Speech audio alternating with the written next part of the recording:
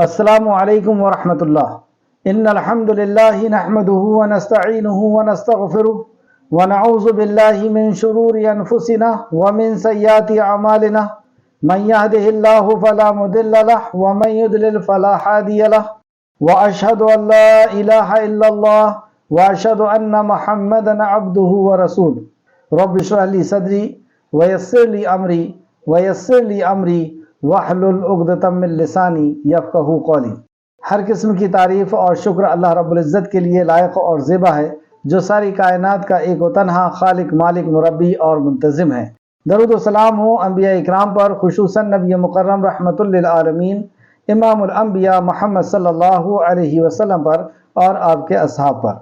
मौजूद सामीन इकराम, आज इंशाअल्लाह सूरह अनफाल की आयत नंबर 1 से क्लास रहेगी। आऊज़ु बिल्लाहि मिनश शैतानिर रजीम। या अल्लाह, हम तेरी पनाह में आते हैं शैतान से। या अल्लाह, तू शैतान के मक्र फरेब से हमें बचा ले कि वो तेरे दीन से, तेरे कलाम से हमें दूर कर दे। बिस्मिल्लाहिर रहमानिर रहीम। अल्लाह के नाम के साथ जो बड़ा मेहरबान और बार बार रहम फरमाने वाला है। लफ्जी तर्जुमे पर गौर करें। यसअलूनका, वो सवाल करते हैं आपसे, अनिल अनफाल, अनफाल के बारे में, माल गनीमत के बारे में। कुलिल अनफालु, कह दीजिए कि अनफाल यानी माल गनीमत लिल्लाही, अल्लाह के लिए है, व रसूली, और रसूल के लिए। फत्तकुल्लाह, पस डरो अल्लाह से, व अस्लिहू, और इस्लाह कर लो, ज़ात बैनिकुम, आपस में, अल्लाह से डरो, आपस में इस्लाह कर लो। व अतिउल्लाह व रसूला, और इताअत करो अल्लाह की, व रसूलहू, और उसके रसूल की। इन कुंतुम, अगर हो तुम, मोमिनीन, ईमान लाने वाले। आपस का इख्तलाफ खत्म कर लो और अल्लाह और उसके रसूल की इताअत करो अगर तुम ईमान वाले हो। इन्नमल मोमिनीना, बेशक मोमिन तो, अल्लज़ीना, वो है, इज़ा, जब, ज़ुकिरा, जिक्र किया जाता है, अल्लाह, अल्लाह का, वजलत, डर जाते हैं, कुलूबुहुम, दिल उनके। जब अल्लाह का जिक्र आता है, जब अल्लाह का जिक्र किया जाता है, तो मोमिन तो वो हैं जब उनके दिल डर जाते हैं। व इज़ा, और जब पढ़ी जाती है, तिलावत की जाती है, तुलियत, पढ़ी जाती है, अलैहिम, उन पर, आयातुहु, आयत उसकी, यानी अल्लाह के कलाम को जब पढ़ा जाता है, ज़ादतहुम, तो ज्यादा कर देता है उन्हें, बढ़ा देता है उन्हें, ईमाना, ईमान में। व अला रब्बिहिम, और अपने रब पर ही, यतवक्कलून, वो तवक्कल करते हैं, वो भरोसा और यकीन करते हैं। अल्लज़ीना, वो जो, युकीमून अस्सलाता, कायम करते हैं सलात, नमाज को, व मिम्मा, और उसमें से जो, रज़क़नाहुम, रिस्क दिया हमने उन्हें, युनफिकून, वो खर्च करते हैं। उलाइका, यही लोग हैं, वो, मुमिनून, जो मोमिन हैं, यही लोग मोमिन हैं, हक़्क़ा, सच्चे, ये लोग सच्चे मोमिन हैं। लहुम, उनके लिए, दरजातुन, दर्जे हैं, इंद रब्बिहिम, उनके रब के पास, मग़फ़िरतुन, और बख्शिश है, मग़फ़िरत है, व रिज़्क़ुन, और रिज़्क़ है, करीम, इज्जत वाला। आए तफसीर की तरफ। आज की इन आयत मुबारका में एक बहुत अहम मैसेज, एक नसीहत अल्लाह रब्बुल इज़्ज़त की तरफ से ये बताई गई कि इत्तेहाद व इत्तेफाक की अहमियत, इत्तेहाद कैसे बाकी रह सकता है या रखा जा सकता है, इत्तेहाद कैसे कायम किया जाए, ये चीज बताई गई, और ईमान वालों की सिफात बताई गई। आऊज़ु बिल्लाहि मिनश शैतानिर रजीम। बिस्मिल्लाहिर रहमानिर रहीम। यसअलूनका अनिल अनफाल। ए नबी मुकर्रम सल्लल्लाहु अलैहि वसल्लम, वो आपसे माल गनीमत के बारे में पूछते हैं। ये सूरह अनफाल है जो मदीना में नाजिल हुई, और इसमें 75 आयतें हैं, और इब्तिदाई आयतों में जंग बदर के ताल्लुक से बयान है। जंग बदर 2 हिजरी में और 17 रमजान मुबारक में वाक़ हुई।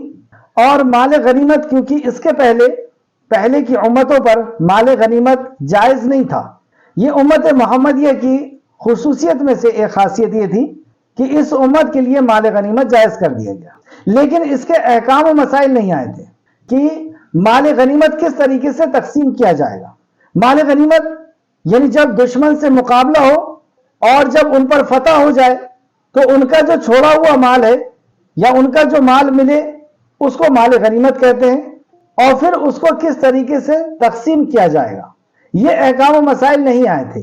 اس وقت آپس میں صحابہ کرام کی الگ الگ رائے ہوئی کہ اس کو اس طریقے سے تقسیم کیا جانا چاہیے۔ اس پر جب رائے الگ الگ ہوئی تو الگ الگ خیالات کی وجہ سے الگ الگ سوچ میں یہ چیزیں بڑھ گئی اور ایک اختلاف کی کنڈیشن پیدا ہونے لگی۔ اس پر اللہ سبحانہ تعالیٰ نے ان آیت مبارکہ کو نازل فرمایا۔ اور دوسرا اس کا شان نزول یہ بھی ہے، تفسیر ابن کثیر جلد نمبر 1 صفحہ نمبر 750، سبب نزول امام احمد رحمۃ اللہ علیہ نے حضرت سعد بن مالک رضی اللہ عنہ کی روایت کو بیان کیا ہے کہ انہوں نے عرض کیا، اے اللہ کے رسول صلی اللہ علیہ وسلم، آج مشرکین کا کام تمام کرنے کی وجہ سے اللہ تعالیٰ نے مجھے بہت خوشی عنایت فرمائی ہے، لہٰذا یہ تلوار مجھے عنایت فرما دیجئے۔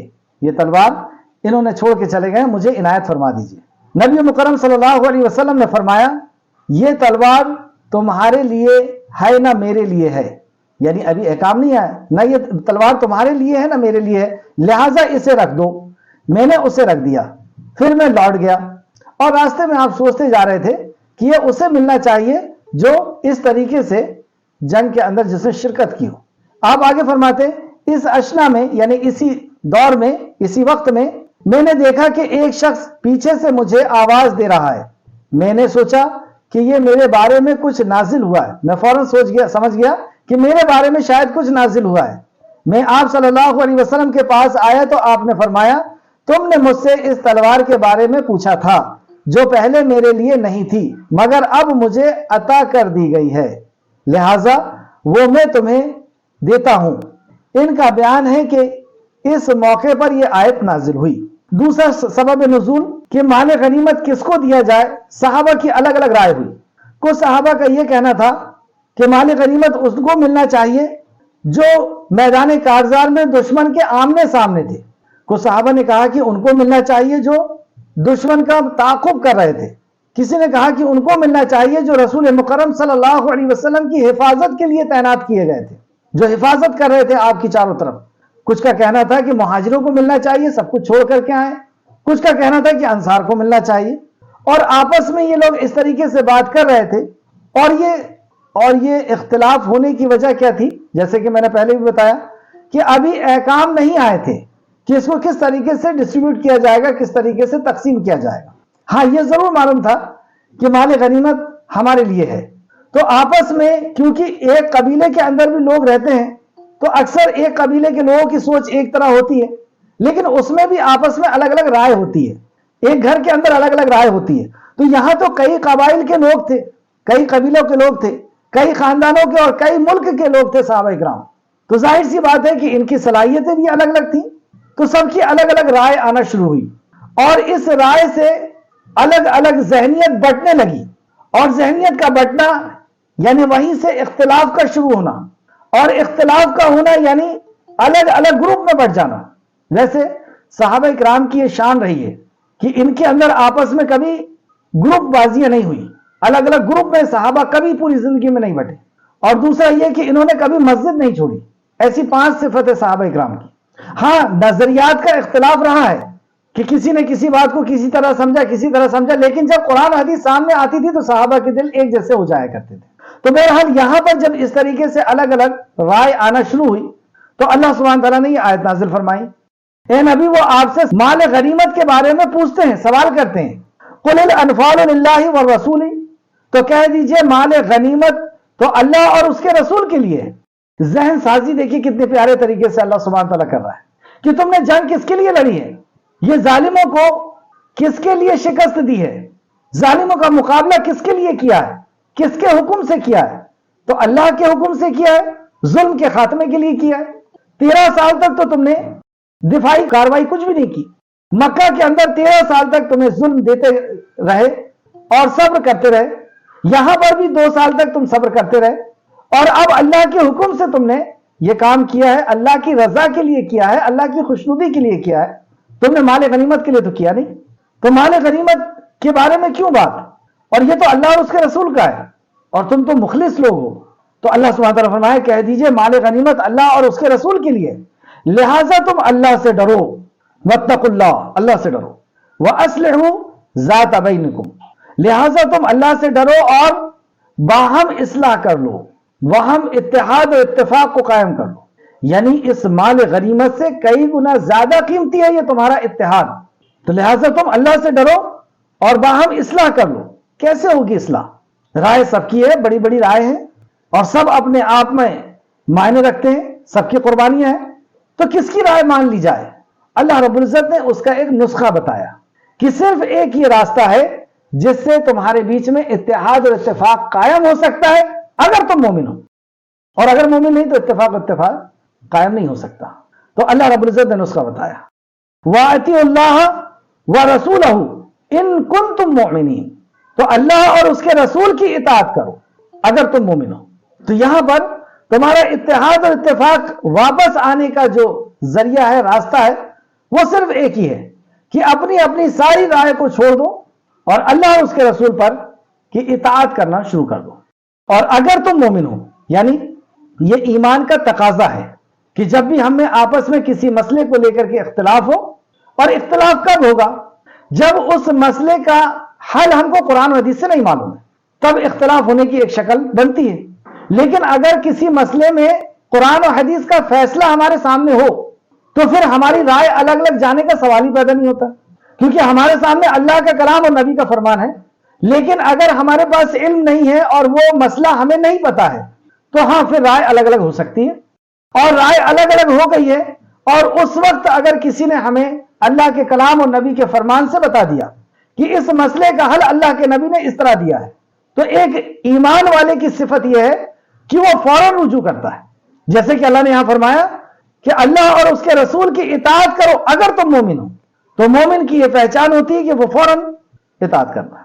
تو اس آیت میں ایک بات ہمیں یہ بھی پتہ چلی کہ اختلاف کی وجہ کیا تھی کہ مال غنیمت کے تعلق سے احکام و مسائل پہلے نازل نہیں ہوئے تھے، اس لیے اپنی اپنی رائے دینے لگے کہ اس طریقے سے اس کو ڈسٹریبیوٹ کرنا چاہیے، بٹنا چاہیے. اور جب الگ الگ رائے ہوئی، اختلاف ہونے کا اندیشہ ہوا، تو اللہ رب العزت نے پہلے ذہن سازی کی کہ تمہارا مقصد کیا ہے. تم نے اللہ رب العزت کی رضا کے لیے لڑے ہو، ابھی تک تم مشرکین کے ظلم اور ستم کو سہتے رہے، 15 سال گزر گئے، اور اب اس ظلم کے خاتمے کے لیے اللہ کے حکم سے تم لڑے ہو. تو یہ مال غنیمت تو اللہ اور اس کے رسول کا ہے، تمہیں اس سے کیا سروکار؟ اور اس کو کس طریقے سے بانٹنا ہے، کس طریقے سے تقسیم کرنا ہے، وہ تو اللہ اور اس کا رسول جانے. اور تمہیں تو چاہیے کہ تم ان کی اطاعت کرو. تو قانون نہیں، پہلے ذہن سازی کی گئی. ذہن سازی ہو جائے گی تو قانون پر عمل ہو سکتا ہے. اگر ذہن صحیح ہے، سوچ صحیح ہے کہ ہمیں اللہ اور اللہ کے نبی کی اطاعت ہی کرنا ہے، تو پھر وہ قانون پر ہم آسانی سے عمل کر سکتے ہیں اور قانون بنا لیں، اسے نافذ بھی کر لیں. لیکن ذہن ہمارا اطاعت و فرمانبرداری کا ہے ہی نہیں. ہم اپنی مرضی، اپنے خاندان، اپنے معاشرے اور اپنے باپ دادا کے طریقے پہ ہی چلنا چاہتے ہیں. تو پھر اگر قانون کو نافذ بھی کر دیا گیا تو اس سے کوئی فائدہ ہونے والا نہیں ہے. نبی مکرم صلی اللہ علیہ وسلم کے صحابہ ایسے سلیم الفطرت یا ایسے صاف دل کے لوگ تھے کہ اللہ اور اس کے نبی کی اطاعت ہی ان کا زندگی کا مقصد تھا. اس تعلق سے چند آیتیں اور نوٹ فرمائیں. ہر کام میں اللہ اور اس کے رسول کے فیصلے کو مکمل طور پر تسلیم کرنا، یہ مومن کی صفت ہے کہ ہر کام میں اللہ اور اس کے رسول کے فیصلے کو مکمل طور پر تسلیم کرنا. سورہ نساء آیت نمبر 65، فلا وربک. اس آیت میں اللہ رب العزت نے قسم کھائی کہ قسم ہے تیرے پروردگار کی، یہ مومن نہیں ہو سکتے جب تک کہ تمام آپس کے اختلاف میں. یہ مومن نہیں ہو سکتے کب تک؟ جب تک کہ اپنے تمام آپس کے اختلاف میں. آج ہم دیکھیں کہ مسلمانوں کے ہر مسئلے کے اندر اختلاف، اور اس کے حل کے لیے اللہ رب العزت نے اپنی ذات کی قسم کھا کر کے ہمیں سمجھا دیا. اور دوسرے اینگل سے اگر دیکھیں، دوسرے زاویے سے، تو ایمان والے کی صفت بتا دیا قسم کھا کر کے کہ تم دھوکہ مت کھا لینا کہ یہ شخص ایمان والا ہے. ایمان والے کی صفت تو یہ ہونا چاہیے، یہ ہے. تو قسم ہے تیرے پروردگار کی، یہ مومن نہیں ہو سکتے جب تک کہ تمام آپس کے اختلاف میں آپ صلی اللہ علیہ وسلم کو حاکم نہ مان لیں، آپ کا فیصلہ، آپ کی سنت، آپ کی حدیث کو قبول نہ کر لیں، آپ کے فیصلے کو تسلیم نہ کر لیں. پھر جو فیصلہ آپ ان میں کر دیں اس نے اپنے دل میں کسی طرح کی تنگی اور ناخوشی نہ پائیں، یعنی دل کی خوشی کے ساتھ کہ میرے نبی کا حکم ہے، اور میرے نبی کا حکم یعنی رب کا حکم، اللہ کا حکم، کیونکہ نبی اپنے طرف سے کچھ نہیں کہتے، وہ وہی کہتے ہیں جو وحی الہی ہے. تو دل کی گہرائی سے اور خوشی کے ساتھ اس کو قبول کر لیں، فرما برداری کے ساتھ اسے قبول کر لیں. اسی طرح مومن کی صفت کہ ہر چیز پر اللہ اور اس کے رسول کی اطاعت و رضا کو ترجیح دیں. ہر کسی کے حکم کے اوپر اللہ اور اس کے رسول کے حکم کو ترجیح دیں. یعنی معروف میں اطاعت ہے، منکر میں نہیں. یہ بھی ایک حدیث کا مفہوم ہے. بہرحال یہاں پہ آیت نوٹ کریں، سورہ نساء آیت. ایمان والوں کا قول تو یہ ہے. اب دیکھیے یہاں پر بھی ایمان والوں کی صفت بتائی جا رہی کہ ان کا کہنا تو یہ ہے، ان کا قول تو یہ ہے کہ جب انہیں اس لیے بلایا جاتا ہے کہ اللہ اور اس کے رسول ان میں فیصلہ کر دیں، یعنی جو بھی ان کے آپس میں اختلاف ہو رہا ہے انہیں اس لیے بلایا جاتا ہے کہ چلو تمہارے اختلاف کا فیصلہ قرآن و حدیث سے کر لیتے ہیں، قرآن سے اور اللہ کے نبی کی سنت سے کر لیتے ہیں، صحابہ کرام کے منہج سے کر لیتے ہیں کہ صحابہ کرام نے اس عمل کو کس طریقے سے کیا نبی مکرم کی رہبری میں. تو مومن کی صفت یہ بتائی کہ ایمان والوں کا قول تو یہ ہوتا ہے کہ جب انہیں اس لیے بلایا جاتا ہے کہ اللہ اور اس کے رسول ان میں فیصلہ کر دیں تو وہ کہتے ہیں کہ ہم نے سنا اور اطاعت کی. یہ فوراً آ جاتے ہیں. یہی لوگ کامیاب ہونے والے ہیں، مفلحون، یہی فلاح پانے والے ہیں. اس طریقے سے سورہ توبہ آیت نمبر 62 بھی آپ دیکھیں. اور ایک اور چیز کہ اختلاف کے وقت ہر بات اللہ اور رسول کے طرف لوٹا دیں. جو بھی اختلاف ہوا ہے تو اس اختلاف کا فیصلہ میری مرضی سے ہوگا یا میرے باپ دادا کے طریقے پہ ہوگا، میرے معاشرے کے طریقے پہ ہوگا، میرے قبیلے کے طریقے پہ ہوگا، میرے دوستوں کے طریقے پہ ہوگا، یا اس مسئلے کو اللہ اور اس کے رسول کی طرف لوٹائیں. تو اگر ایمان والا ہے تو اللہ اور اس کے رسول کی طرف لوٹا دے گا، اور اگر ایمان والا نہیں ہے تو پھر وہ فیصلہ طاغوت کے پاس لے کے جائے گا، اپنی نفس کے پاس لے کے جائے گا، کیونکہ اللہ اور اس کے رسول کے خلاف جو فیصلہ کرتا ہے وہی طاغوت ہے. اور طاغوت کے انکار کے لیے ہر انبیاء کو پہنچایا گیا. تو فرمایا سورہ نساء آیت نمبر 59، اے ایمان والو اللہ کی اطاعت کرو، یا ایھا الذین آمنوا اطیعوا اللہ واطیعوا الرسول، اے وہ لوگوں جو ایمان لائے اطاعت کرو اللہ کی اور اس کے رسول کی، وَأُولِي الْأَمْرِ مِنْكُمْ، اور اطاعت کرو اولی الامر کی، یعنی صاحب اقتدار کی. اس آیت میں بھی اگر آپ غور کریں تو فرمایا گیا یا ایھا الذین آمنوا، خطاب ایمان والوں سے، اطیعوا اللہ واطیعوا الرسول، اطاعت کرو اللہ کی اور اطاعت کرو رسول کی، وَأُولِي الْأَمْرِ مِنْكُمْ، اور یہاں پہ اطاعت کا لفظ نہیں ہے، اور اولی الامر کا کہنا مانو، یعنی قرآن و حدیث کے ماتحت اولی الامر کا کہنا مانو. فَإِن تَنَازَعْتُمْ، کیا دلیل ہے اس بات کی کہ قرآن و حدیث کے ماتحت اولی الامر کی بات مانو؟ آگے فرمایا فَإِن تَنَازَعْتُمْ، اور اگر تنازع ہو جائے، اختلاف ہو جائے کہ جو تمہارے صاحب امر ہیں ان کے فیصلے الگ الگ ہو جائیں، تنازع ہو جائے، فَرَدُّوهُ إِلَى اللَّهِ وَرَسُولِهِ، تو لوٹ جاؤ اللہ اور اس کے رسول کی طرف. یہاں پہ اس اولی الامر کو ہٹا دیا گیا. اب اختلاف ہو گیا ہے تو اختلاف میں اتحاد اور اتفاق کی شکل صرف ایک ہے کہ تم سب اپنے اپنے اولی الامر کو چھوڑو، صاحب اقتدار لوگوں کو چھوڑو. صاحب اقتدار چاہے ہمارے امیر ہیں، ہمارے بڑے ہیں، گھر کے سربراہ ہیں، شوہر ہے، باپ ہیں، ان کو چھوڑو اور لوٹ آؤ، فردوہ الی اللہ ورسولہ، لوٹ آؤ اللہ اور اس کے رسول کی طرف. یہی اتحاد اور اتفاق قائم کرنے کا ایک واحد راستہ ہے، اور اس کو مومن قائم کر پاتے ہیں. کیونکہ فرمایا آگے ان کنتم مومنین، اگر تم مومن ہو. تو مومن کے لیے یہ بہت آسان ہے، باللہ والیوم الآخر، اور اس کا انجام بہتر ہوگا، ذالک خیر واحسن تعویلا، اور اس کا انجام بہت بہتر ہو. تو کیا بہتر ہوگا انجام؟ کہ اتحاد و اتفاق آ جائے گا. تو یہاں پہ مومن کی صفات بتائی جا رہی ہے.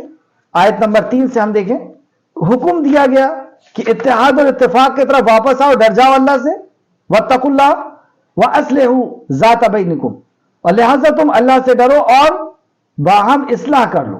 تو اصلاح کیسے کرو؟ اس کا رول، اس کا ذریعہ بتایا گیا، فارمولا بتایا گیا کہ اطاعت کر لو اللہ کی اور اللہ کے رسول کی. اور اطاعت کون لوگ کر پاتے ہیں؟ وہ کر پاتے ہیں جو مومن ہیں. اور مومن کون ہوتے ہیں؟ آیت نمبر 2 سے 4 تک مومن کی صفات بتائی گئی. بس مومن تو صرف وہ لوگ ہیں، انما المؤمنین الذین، بس مومن تو صرف وہ لوگ ہیں، یعنی ہم اپنے طور پر تو مومن اپنے آپ کو یا فلاں کو سمجھ رہے ہیں کہ ان کے پاس آدھار کارڈ مومن کا ہے، یا وہ مومن گھر میں پیدا ہو گئے مسلمان گھر میں اس لیے وہ مومن ہے. لیکن اللہ سبحانہ تعالیٰ فرما رہا ہے کہ مومن وہ ہے جس کو اللہ فرمائے گا مومن وہ ہے، وہ مومن ہوگا. یعنی صفات کے مطابق اگر مومن کی صفت ہے تو وہ مومن ہے، منافق کی صفت ہے تو منافق ہے، کافر کی صفت ہے تو کافر ہے. مسلمان گھر میں پیدا ہونے سے ہم مومن یا منافق نہیں ہوتے. نبی مکرم صلی اللہ علیہ وسلم نے فرمایا کہ بچہ فطرت میں پیدا ہوتا ہے، یعنی مسلمان پیدا ہوتا ہے، پھر اس کے ماں باپ اسے یہودی، نصرانی یا مجوسی بنا دیتے ہیں. تو جب ہم بالغ ہوئے، سمجھدار ہوئے، اس وقت ہمارا عقیدہ اور عمل مومن جیسا نہیں ہے تو پھر مومن نہیں ہے. اس لیے اس صفت کو ہم غور سے سمجھیں. مومن تو صرف وہ لوگ ہیں کہ جب اللہ کا ذکر کیا جاتا ہے تو ان کے دل ڈر جاتے ہیں. جیسے یہ مسئلہ چل رہا ہے اور اللہ کا ذکر آ گیا کہ اس مسئلے کا حل یہ بتایا گیا ہے، دل ڈر جائے گا. کوئی فاحش کام کرنے کی طرف دل جا رہا ہے اور اس وقت اللہ کی آیتیں آ گئی سامنے، یاد آ گئی کہ ارے یہ تو، دل ڈر جائے گا اور فوراً وہ رک جائے گا. جیسا کہ تفسیر ابن کثیر جلد نمبر 2 صفحہ نمبر 753 میں فرماتے ہیں کہ امام سفیان ثوری فرماتے ہیں کہ میں نے صدی کو بیان کرتے ہوئے سنا، ایک مفسر ہے، وہ سورہ انفال کی اس آیت کے بارے میں فرماتے تھے کہ مومن وہ شخص ہے کہ جب وہ کوئی ظلم یا معصیت یعنی کوئی گناہ کا، نافرمانی کا کام کا ارادہ کرے اور اس سے یہ کہا جائے کہ اللہ سے ڈر، تو اس کا دل اللہ تعالیٰ کی خوف سے دہل جاتا ہے. یعنی جب وہ معصیت یا ظلم کا کوئی کام کرنے کے لیے جاتا ہے اور اسے یاد دلایا جاتا ہے کہ اللہ سے ڈر جائے، یعنی اللہ نافرمانی کا کام ہے، تو وہ کانپ جاتا ہے، ڈر جاتا ہے. یہ ہوتا ہے مومن. یعنی ہمارا کسی گناہ کرنے کا ارادہ ہے اور وہاں پہ ہمیں اچانک یاد آئے کہ یہ تو نافرمانی کا کام ہے اللہ کی، تو اگر مومن ہے تو وہ ڈر جائے گا، کانپ جائے گا اور اس سے رک جائے گا، اس گناہ سے وہ رک جائے گا.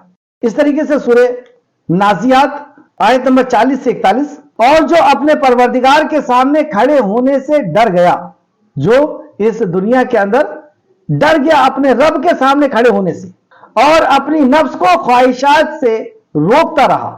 نفس کی خواہش رہتی ہے کہ وہ آرام طلب ہوتی ہے. نفس شیطان کے بہکاوے میں آ کر کے وہ دنیا کے کچھ چیزوں کو حاصل کرنا چاہتی ہے حرام اور حلال کی تمیز کیے بغیر. لیکن جب مومن جو ہوتا ہے، جو اپنے پروردگار کے سامنے کھڑے ہونے سے ڈر گیا، یعنی جو مومن دل ہے، وہ اپنی نفس کو خواہشات سے روکتا رہتا ہے، بے شک اس کا ٹھکانہ بہشت ہے. تو وہ ڈرتے ہوئے زندگی گزارتا ہے اور اپنی خواہشات کو روکتا رہتا ہے، یعنی اللہ کے تابع فرمان رکھتا ہے. اس طریقے سے سورہ آل عمران آیت نمبر 135، اور وہ لوگ جب کوئی کھلا گناہ یا اپنی نفس پر کوئی اور زیادتی کر بیٹھتے ہیں، یعنی وہ مومنوں کی صفت بتائی جا رہی ہے کہ جب یہ اپنی نفس پر کوئی گناہ کر بیٹھتے ہیں، کوئی زیادتی کر بیٹھتے ہیں، یعنی کوئی گناہ کا کام ان سے ہو جاتا ہے، تو اللہ کو یاد کرتے اور اپنے گناہوں کی بخشش مانگتے ہیں. اور اللہ کے سوا گناہ بخش بھی کون سکتا ہے؟ اللہ کے سوا گناہ کون بخش سکتا ہے؟ تو یہ جب گناہ کا کام کر لیتے ہیں تو اس پہ اصرار نہیں کرتے، یہ لوٹتے ہیں، رجوع کرتے ہیں، توبہ کرتے ہیں، اور اللہ کے سوا کون بخشتا ہے؟ اور وہ جان بوجھ کر اپنے افعال پر اڑے نہیں رہتے، یعنی اپنے کام پر، اپنے عمل پر اڑے نہیں رہتے. غلطی ہو جاتی ہے فوراً رجوع کرتے ہیں. تو گویا کہ اللہ کا جب ذکر ان کے سامنے آتا ہے، اللہ کا دھیان آتا ہے، اللہ کے خیال آتا ہے، اللہ کے احکام و مسائل ان کے سامنے آتے ہیں، تو یہ اپنے غلط کام سے رک جاتے ہیں، ڈر جاتے ہیں. ان کے سامنے بھی احکام آیا کہ مال غنیمت تو اللہ کے لیے، اور ان کی ذہن سازی ہو رہی ہے. مومن تو صرف وہ لوگ ہیں کہ جب اللہ کا ذکر کیا جائے تو ان کے دل ڈر جاتے ہیں. یہ ایک صفت بتائی گئی. دوسری، اور جب ان پر اس کی آیتیں تلاوت کی جاتی ہیں تو ان کے ایمان بڑھ جاتا ہے، ان کا ایمان بڑھ جاتا ہے. اس کا مطلب یہ کہ ایمان گھٹتا اور بڑھتا ہے. ایمان بڑھتا ہے اللہ کی اطاعت اور فرمانبرداری، اللہ اور اللہ کے نبی کی اطاعت اور فرمانبرداری سے ایمان بڑھتا ہے. اور اطاعت اور فرمانبرداری میں قرآن کی تلاوت بھی ہے، قرآن پہ غور و فکر بھی ہے، اور اس پہ عمل بھی ہے. تو اطاعت اصل چیز ہے، علم کے ساتھ اطاعت اصل چیز ہے. اور جب بندہ نافرمانی کرتا ہے تو اس کا ایمان گھٹتا بھی ہے. تو ایمان گھٹتا اور بڑھتا ہے، اس کی بہت سی دلیلیں قرآن کے اندر. چند ایک سماعت فرمائیں. جیسے سورہ توبہ آیت نمبر 124 میں اللہ نے فرمایا، اور جب کوئی سورت نازل کی جاتی ہے تو ان میں سے بعض منافق استہزاء کرتے ہوئے، یعنی مذاق اڑاتے ہوئے پوچھتے ہیں کہ اس سورت نے تم میں سے کس کے ایمان میں زیادتی کیا. مطلب تمہارا یہ سوچ ہوتی ہے نا کہ جب قرآن آتا ہے، نازل ہوتا ہے اور پڑھا جاتا ہے تو ایمان بڑھتا ہے. تو منافق ہنسی مذاق کرتے ہوئے کہتے ہیں کہ آج تمہارے اوپر جو سورت نازل ہوئی ہے تو تمہارا ایمان کتنا بڑھ گیا. اللہ نے جواب دیا، چنانچہ جو لوگ ایمان والے ہیں اس سورت نے ان کے ایمان میں زیادتی کی، زیادہ کیا، اور وہ خوش ہوتے ہیں. تو ایمان والے کی صفت بتائی کہ جب ان کے اوپر قرآن نازل ہوا تو ان کا ایمان بڑھا ہے اور ان کے دل میں خوشی محسوس ہوئی ہے، تو وہ قرآن کو سن کر کے سمجھ کر کے خوشی محسوس کرتے ہیں۔ اس آیت اور اس جیسی دیگر آیت کریمہ اور امام بخاری اور دیگر کئی ائمہ نے اس بات پر استدلال کیا ہے کہ ایمان میں اضافہ ہوتا رہتا ہے، یعنی جب ہم نیک کام کرتے ہیں تو اضافہ ہوتا ہے اور جب نافرمانی کے کام کرتے ہیں تو گھٹتا بھی ہے۔ اس تعلق سے چند آیتیں نوٹ فرما لے۔ سورہ نساء آیت نمبر 167، سورہ نساء آیت نمبر 167، سورہ آل عمران آیت نمبر 173، سورہ کہف آیت نمبر 13، سورہ احزاب آیت نمبر 22 اور چند حدیثیں بھی، بخاری شریف حدیث نمبر 44 اور مسلم شریف حدیث نمبر 35 اور بخاری شریف حدیث نمبر 9۔ ان جیسی اور بھی آیتیں اور حدیثیں بہت سی ہیں جس سے یہ ثابت ہوتا ہے کہ ایمان گھٹتا اور بڑھتا ہے۔ تو یہاں پہ اللہ سبحانہ تعالیٰ نے فرمایا اور جب ان پر اس کی آیتیں تلاوت کی جاتی ہیں تو ان کا ایمان بڑھ جاتا ہے، یعنی جب وہ معصیت کے کام کرنے لگتے ہیں یا کچھ ایسی بات ان سے سرزد ہونے والی ہوتی ہے اور جیسی اللہ رب العزت کی آیتیں ان کے سامنے آتی ہیں تو ان کا ایمان بڑھتا ہے، یعنی وہ اس گناہ سے چھوڑ دیتے ہیں، وہ اس معصیت کے کام کو چھوڑ دیتے ہیں، اس کا انکار کر دیتے ہیں اور وہ اپنے رب ہی پر توکل کرتے ہیں۔ تیسری صفت، وہ اپنے رب پر ہی توکل کرتے ہیں، تو یعنی اللہ کے سوا کسی سے امید نہیں رکھتے، ہر حال میں وہ اللہ سبحانہ تعالیٰ پر بھروسہ رکھتے۔ توکل اللہ پر ہے کہ جو دینا ہے وہ اللہ رب العزت نے دینا ہے، جو چھیننا ہے وہ اللہ رب العزت نے چھیننا ہے۔ جب توکل اللہ ہے، تقدیر پر ایمان ہے، تو پھر وہ مال غنیمت ہو یا دنیا کی اور کوئی نعمتیں ہوں، اس کو زبردستی حاصل کرنے کی کوئی کوشش نہیں کرے گا۔ کرائم کس طریقے سے رکتا ہے؟ یہی تین فارمولے ہیں مین۔ ایک تو اللہ پر ایمان، جب اللہ پر ایمان ہو جائے گا تو انسان گناہ کرنے پہ رکتا ہے۔ آخرت پر ایمان اور زیادہ رکنا شروع کرتا ہے کہ مجھے اس کا حساب دینا ہوگا اللہ کو، میرا رب ناراض ہو جائے گا، یہ غلط کام میں کروں گا، نافرمانی کا کام کروں گا، میرا رب مجھ سے ناراض ہو جائے گا، رک جاتا ہے وہ گناہ کے کام کرنے سے۔ یہ اللہ کی معرفت کا فائدہ۔ آخرت کی معرفت، آخرت کا یقین اسے پھر گناہ سے روکتا ہے کہ آخرت میں مجھے اس کا حساب دینا ہوگا، اور اسی طریقے سے تقدیر پر ایمان، یقین، وہ بھی اس کو گناہ سے روکتا ہے کہ جو تقدیر میں میرے لکھا ہے وہ مل کر کے رہے گا۔ تو وہ تقدیر کا یہاں پہ حصہ لایا گیا اور وہ اپنے رب پر توکل کرتے ہیں، پورا یقین اللہ رب العزت کی ذات پر، اسی سے ہر قسم کی امید وابستہ ہے۔ اور صفت بتائی گئی وہ لوگ جو نماز قائم کرتے ہیں۔ اس کے بعد پہلے ایمانیات کی بات، اب عمل، اور ویسے ایمان کے اندر عمل بھی شامل ہوتا ہے۔ تو وہ لوگ نماز قائم کرتے ہیں، نماز پڑھنے کا حکم نہیں، قائم کرنا، یعنی وقت کی پابندی کے ساتھ، اور جو شرائط بتائے گئے ہیں، جو سنتیں بتائی گئی ہیں، اس کے مطابق وہ نماز کو قائم کرتے ہیں۔ ہم نے انہیں جو رزق دیا ہے اس میں سے خرچ کرتے ہیں، اور اس کے بعد جو رزق ہم نے ان کو دیا ہے اس میں سے خرچ کرتے ہیں۔ تو حقوق اللہ کے ساتھ حقوق العباد کو جوڑ دیا گیا۔ حقوق اللہ، اللہ کی عبادت کرتے ہیں اور پھر مخلوق کا حق ادا کرتے ہیں، زکوٰۃ کے، یا جو مال اللہ رب العزت نے دیا ہے اس مال کو لوگوں کے اوپر خرچ کر کے، کیونکہ وہ ان کا حق ہے۔ تو حقوق العباد کا ذکر کیا گیا، یہ بھی مومن کی صفت ہے۔ یہی لوگ سچے مومن ہیں۔ اب اللہ نے بتایا یہ لوگ سچے مومن ہیں۔ تو باقی لوگ اگر یہ صفت نہیں ہے تو پھر وہ اپنے ایمان کا جائزہ لیں۔ اگر یہ صفات ہیں کہ گناہ کرتے وقت ہمیں یاد آ جاتا ہے کہ یہ گناہ کا کام ہے، اللہ رب العزت نے، میرے رب نے اس سے روکا ہے، وہ رک جاتے ہیں۔ اور کس کے حکم پر رکتے ہیں؟ اپنی نفس، اپنے خاندان، اپنے رشتہ نہیں، اللہ کے حکم پر۔ کہ جب آپس میں اختلاف ہوتا ہے تو وہ فیصلہ اللہ کے کلام سے اور نبی کے فرمان سے کراتے ہیں، اور اللہ کے حکم کو سن کے ڈرتے ہیں وہ، اور قرآن کی تلاوت ان کے ایمان کو بڑھاتی ہے، اور اپنے رب ہی پر وہ توکل رکھتے ہیں۔ اور اس کے بعد بتایا گیا نماز کو قائم کرتے ہیں، اور ہم نے انہیں جو رزق دیا ہے وہ اللہ کے راستے میں خرچ کرتے ہیں۔ تو جانی اور مالی عبادت، یہی لوگ سچے مومن ہیں۔ تو صفت بتائی گئی کہ اللہ کے ذکر سے ان کے دل ڈرتے ہیں، نمبر 1۔ نمبر 2، تلاوت قرآن سے ایمان بڑھتا ہے۔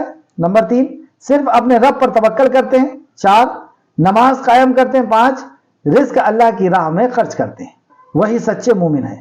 اچھا، پھر آگے اللہ سبحانہ تعالیٰ نے فرمایا ان کے لیے اپنے رب کے ہاں درجے ہیں اور بخشش ہے اور باعزت رزق ہے۔ تو ان کے لیے بہشت ہے، جنت ہے۔ اب اللہ سبحانہ تعالیٰ نے ان کے لیے وعدہ کیا کہ جو اپنے آپس کے اختلاف میں، اختلاف ہونا فطری چیز ہے، سب کی اپنی اپنی رائے ہے، اپنا اپنا ذہن ہے، اپنی اپنی صلاحیت ہے، وہ اپنا پیش کرتے ہیں اور وہ اس پہ اکڑتے نہیں ہیں۔ جیسی اللہ کا کلام اور نبی کا فرمان آتا ہے سر تسلیم خم کر دیتے ہیں۔ کہ نہیں یہاں پہ میری خاندان کی، میری جماعت کی، میری نفس کی، میرے رشتہ داروں کی نہیں چلے گی، یہاں میرے ماں باپ کی نہیں چلے گی، میرے رب کا حکم آ گیا، میرے نبی کا حکم آ گیا تو وہ سر تسلیم خم کر لیتے ہیں، کیونکہ وہ ڈر جاتے ہیں کہ اللہ کا حکم ہے، میرا رب مجھ سے ناراض ہو جائے گا، آخرت سے وہ ڈر جاتے ہیں۔ اور یہ یاد آنا ان کے ایمان کو بڑھا دیتا ہے، یہ قرآن کا یاد آنا، اللہ کے احکام کا یاد آنا، یہ تلاوت کا سامنے آ جانا ان کے ایمان کو بڑھا دیتا ہے، یعنی عمل کرنا ان کے لیے آسان ہو جاتا ہے، اور وہ تو پورا توکل اللہ کی ذات پر کرتے ہیں کہ اس عمل کو میں کروں یا نہ کروں، کرنے والی ذات اللہ سبحانہ تعالیٰ کی ہے۔ اور پھر وہ اس کے بعد نماز کو بھی قائم کرتے ہیں، اور ہم نے جو انہیں رزق دیا ہے وہ اللہ کے راستے میں خرچ کرتے ہیں، یہی لوگ سچے ایمان والے ہیں۔ ان کے لیے اپنے رب کے ہاں اب اللہ رب العزت وعدہ فرما رہا ہے۔ کون وعدہ فرما رہا ہے؟ وہ ساری کائنات کا خالق اور مالک کی، جس نے ہمیں بغیر کچھ کیے اتنی اچھی دنیا اور اتنی اچھی زندگی عطا فرمایا ہے کہ اس زندگی کو ہم چھوڑنا نہیں چاہتے، اس زندگی کو ہم ضائع نہیں کرنا چاہتے، اس زندگی کے خاتمے کو ہم نہیں چاہتے۔ ایسی محبوب زندگی ہمیں عطا فرمائی، اور ایسی نعمتیں کہ جن نعمتوں کو نہ ہم گن سکتے ہیں، نہ دیکھ سکتے ہیں، نہ جان سکتے ہیں، بغیر کسی محنت کے، بغیر کسی اپلیکیشن کے، بغیر کسی درخواست کے، ایک حقیر قطرے سے اللہ سبحانہ تعالیٰ نے اتنا کچھ نواز دیا۔ وہ اللہ وعدہ کر رہا ہے کہ اگر تم اللہ کی اور اللہ کے نبی کی اطاعت کرو گے اور یہ صفات کے تم مالک اگر بنتے ہو تو اللہ سبحانہ تعالیٰ تمہیں جنت دے گا، اور جنت میں بھی کیسے؟ تمہارے اعمال کے مطابق درجات ہوں گے اس کے اندر، اور جنت میں جو درجات ہیں عمل کے اعتبار سے، جو اونچی جنت اور نیچی جنت ہے، اس کے تعلق سے آپ دیکھ سکتے ہیں بخاری شریف حدیث نمبر 3256 3256 اور مسلم شریف حدیث نمبر 2831۔ تو ان کے لیے اپنے رب کے ہاں درجے ہیں اور بخشش ہے، یعنی ان کے گناہوں کی معافی ہے، بخشش ہے ان کے لیے، اور باعزت رزق ہے، عزت کے ساتھ ان کو رزق دیا جائے گا، شان و شوکت کے ساتھ، عزت کے ساتھ انہیں وہاں پر رزق دیا جائے گا۔ آخر میں اللہ سبحانہ تعالیٰ سے دعا ہے کہ خالق مالک، جو کچھ بھی ہم نے پڑھا اس پہ ہمیں مزید غور و فکر کرنے کی تو توفیق عطا فرما، جب تک ہمیں زندہ رکھ، اتحاد اور اتفاق کے ساتھ ہمیں زندہ رکھ، ایکتا کے ساتھ آپس میں مل جل کر کے ہمیں رکھ، کیونکہ یہ بھی ایک صفت ہے کہ مومن آپس میں ایک دوسرے سے ملے ہوئے ہوتے ہیں، وہ بھلائی کا حکم کرتے ہیں اور برائی سے روکتے ہیں۔ لیکن چند ایمان کی صفات میں آپ کو بتاتا چلوں، اپنے ایمان میں شک نہیں کرتے، مومن کی صفت ہوتی ہے کہ وہ اپنے ایمان میں شک نہیں کرتا۔ سورہ حجرات آیت نمبر 15، ایماندار تو صرف وہ ہیں جو اللہ اور اس کے رسول پر ایمان لاتے ہیں، پھر شک و شبہ نہیں کرتے، شک ان کے اندر نہیں ہوتا، اور جس کے اندر شک ہوتا ہے وہ منافقوں کے اندر شک ہوتا ہے، اور کفر، انکار کافروں کے اندر ہوتا ہے۔ تو صرف اللہ تعالیٰ پر بھروسہ رکھتے ہیں، جو ہم نے یہاں پہ دیکھا، اور سورہ توبہ کی آیت نمبر 13 کے اندر بھی ہے، اور اس طریقے سے دین کو اللہ کے لیے خالص کرتے ہیں۔ مومن کی صفت کہ وہ دین کو اللہ کے لیے خالص کرتے ہیں، سورہ نساء آیت نمبر 146 کے اندر فرمایا، ہاں جو توبہ کر لیں اور اصلاح کر لیں اور اللہ تعالیٰ پر کامل یقین رکھیں اور اپنے دین کو اللہ کے لیے خالص کر لیں، دین کو اللہ کے لیے خالص کر لیں، یعنی جو احکام و مسائل اللہ سبحانہ تعالیٰ نے فرمائے ہیں، اس احکام و مسائل میں کسی اور احکام و مسائل کو وہ شامل نہیں کرتے، ملاوٹ نہیں کرتے، جس کام کو جس طریقے سے اللہ سبحانہ تعالیٰ نے کرنے کا کہا ہے اس طریقے سے کرتے ہیں۔ تو یہ لوگ مومنوں کے ساتھ ہیں۔ پھر سے اس آیت کو دیکھیں، سورہ نساء، اس میں مومن کس طریقے سے بنتے ہیں اور کیا اس کی صفت ہوتی ہے، دونوں چیز یہاں پہ ذکر کی گئی ہے۔ سورہ نساء آیت نمبر 146، ہاں جو توبہ کر لیں، تو ابھی تک جو زندگی گزر چکی ہے اس سے یو ٹرن لے لیں، اس زندگی کو چھوڑ کر کے اب اس زندگی میں جو اطاعت کے ساتھ اللہ اور اللہ کے نبی کی، تو ہاں جو لوگ توبہ کر لیں اور اصلاح کر لیں، اصلاح کر لیں یعنی جو برائیاں ہیں اس کو دور کر لیں، اور برائیاں کب دور ہوں گی؟ جب برائیوں کا علم ہوگا، تو برائیوں کا پہلے علم حاصل کرنا ہوگا، پھر اس کو نکالنا ہوگا، یعنی اصلاح کرنی ہوگی۔ تو ہاں جو توبہ کر لیں اور اصلاح کر لیں اور اللہ تعالیٰ پر کامل یقین رکھیں اور اپنے دین کو اللہ کے لیے خالص کر لیں، تو یہ لوگ مومنوں کے ساتھ ہیں۔ اب مومنوں کے ساتھ یہ ہو جائیں گے، اللہ تعالیٰ مومنوں کو بہت بڑا اجر دے گا۔ اسی طریقے سے اللہ تعالیٰ کی اطاعت کرنا اور مومنوں سے محبت کرنا، مومنوں سے ان کے آپس میں دل ٹوٹے ہوئے نہیں ہوتے، یہ گروپ بازیوں میں نہیں ہوتے، یہ الگ الگ بٹے ہوئے نہیں ہوتے۔ آیت دیکھیں آپ، سورہ توبہ آیت نمبر 71، مومن مرد اور مومن عورتیں آپس میں ایک دوسرے کے مددگار دوست ہوتے ہیں۔ آج ہم حال دیکھ لیں کہ ایک مسلمان دوسرے مسلمان سلام کرنے تک کو تیار نہیں، رشتہ داری کے لیے تیار نہیں، پہلے جماعت اور فلاں پوچھا جاتا ہے۔ لیکن مومن کی صفت تو اللہ سبحانہ تعالیٰ یہ فرما رہا ہے کہ مومن مرد اور مومن عورتیں آپس میں ایک دوسرے کے مددگار یعنی دوست ہوتے ہیں، وہ نیک کاموں کا حکم دیتے ہیں اور برائی سے روکتے ہیں. کیا ہے ہمارے اندر یہ صفت؟ نمازوں کی پابندی کرتے ہیں، زکوٰۃ ادا کرتے ہیں اور اللہ اور اس کے رسول کی اطاعت کرتے ہیں. اب یہ نماز اور زکوٰۃ کے بعد پھر اطاعت، یعنی نماز اور زکوٰۃ کے بعد بھی اسلام ہے. اور اسلام نام صبح سے لے کر کے شام اور جوانی سے لے کر کے بڑھاپے تک جو کچھ بھی ہم کر رہے ہیں، یہ سب زندگی گزارنے کا جو طریقہ ہے وہ اللہ کے مطابق ہونا چاہیے، اللہ کے فرمان کے مطابق ہونا چاہیے. یہی اسلام. تو اللہ اور اس کے رسول کی اطاعت کرتے ہیں. یہی لوگ ہیں جن پر اللہ تعالیٰ بہت جلد رحم فرمائے گا. بے شک اللہ غلبے والا اور حکمت والا ہے. تو یہاں پر مومن کی جو صفت بتائی گئی جو ہمارے موضوع سے تعلق رکھتی ہے کہ مومن مرد اور مومن عورتیں آپس میں ایک دوسرے کے مددگار ہوتے ہیں، دوست ہوتے ہیں. ان کے اندر ایسے تفرقے نہیں ہوتے. کیوں ایک دوسرے سے ملے ہوئے ہوتے ہیں؟ کیونکہ جب بھی کوئی اختلاف آتا ہے فوراً وہ قرآن و حدیث کو سامنے رکھ کر کے اختلاف کا فیصلہ کر لیتے ہیں. اب کسی کی رائے بڑی اور کسی کی رائے چھوٹی نہیں ہوتی. جس نے اگر کوئی رائے قرآن حدیث کے خلاف دیا تھا تو وہ فوراً اپنے آپ کو رجوع کر لیتا ہے. اس لیے ان کے اندر اتحاد و اتفاق ہوتا ہے اور یہ آپس میں ایک دوسرے کے دوست اور ہمدرد و مددگار ہوتے ہیں. نماز میں خشوع و خضوع کرتے ہیں، توبہ و استغفار کرتے ہیں. مومن کی ایک صفت یہ بھی ہے، سورہ توبہ آیت نمبر 112، توبہ و استغفار کرتے ہیں، نماز میں خشوع اور خضوع اختیار کرتے ہیں. سورہ مومنون آیت نمبر 1 سے 11 کے اندر بتایا اللہ نے حدود الہ کی نافذ کرنے میں نرمی کا مظاہرہ نہیں کرتے. اللہ کے قانون کو نافذ کرنے میں، حدود کو نافذ کرنے میں یہ نرمی نہیں کرتے. سورہ نور آیت نمبر 2. دوسرے مسلمانوں کو اپنا بھائی سمجھتے ہیں. اللہ اکبر. سورہ حجرات آیت نمبر 10. کچھ حدیث نبوی میں بھی مومن کی صفات بتائی گئی، جیسے آپ دیکھیں بخاری شریف حدیث نمبر 15 اور مسلم شریف حدیث نمبر 44. نبی مکرم صلی اللہ علیہ وسلم نے فرمایا کوئی بندہ اس وقت تک مومن نہیں ہو سکتا جب تک میں اس کے نزدیک اس کی اولاد، اس کے والد، اس کی اولاد اور سب لوگوں سے زیادہ محبوب نہ ہو جاؤں. یہ ہے مومن کی صفت کہ اپنی اولاد، اپنے باپ اور دنیا میں ہر چیز سے زیادہ اس کے لیے میں محبوب نہ ہو جاؤں. وہ مومن نہیں ہو سکتا. بخاری اور مسلم متفقون علیہ. اپنے مسلمان بھائی کے لیے میں وہی پسند کرنا جو اپنی ذات کے لیے پسند کرتا ہے. یہ ہے مومن. بخاری شریف حدیث نمبر 13، مسلم شریف حدیث نمبر 45. آپ صلی اللہ علیہ وسلم نے فرمایا تم میں سے کوئی اس وقت تک مومن نہیں ہو سکتا جب تک وہ اپنے بھائی کے لیے بھی وہی پسند نہ کرے جو اپنے لیے پسند کرتا ہے. اللہ. یہ ہے مومن کی صفات. اگر یہ صفت ہے تو الحمدللہ، نہیں ہے تو ہمیں ہر کوشش اور جد و جہد کر کے اللہ سے دعا کر کے اور قرآن پہ غور و فکر کر کے اطاعت و فرمانبرداری کر کے اس صفت کو اپنے اندر لانا ہے، اللہ سے دعا کر کے. کیونکہ اگر ہم مومن نہیں ہیں تو دنیا میں صرف 3 قسم کے لوگ ہیں جو سورہ بقرہ کی ابتدائی آیتوں میں ہم پڑھ کر کے آئے ہیں. 3 قسم کے لوگ ہیں، 3 گروپ ہیں. یا تو مومن ہے اور اگر مومن نہیں ہے تو منافق ہے یا پھر کافر ہے، انکار کرنے والا ہے. یا تو شک کرنے والا ہے، منافق ہے، جھوٹا انسان ہے، اور یا تو پھر انکار کرنے والا ہے، کفر کرنے والا ہے. آخر میں اللہ رب العزت سے دعا ہے کہ خالق مالک ہم سب کو اتحاد اور اتفاق کے ساتھ رکھ، ہم سب کو تیرا مطیع اور فرمانبردار بنا کے رکھ. اے اللہ ہمارے سب کے آپس کے اختلاف کا فیصلہ ہمیں ایسا ایمان عطا فرما کہ ہم تیرے کلام سے اور نبی کریم صلی اللہ علیہ وسلم کے فرمان سے کرنے والے ہو جائیں. اے اللہ جب تک زندہ رکھ اپنا مطیع اور فرمانبردار بنا کر کے ہمیں مسلم بنا کر کے زندہ رکھ. اے اللہ ہمارا خاتمہ بالخیر فرما اور نیکوکاروں کے ساتھ ہمارا شمار فرما دے. آمین یا رب العالمین. السلام علیکم ورحمۃ اللہ وبرکاتہ.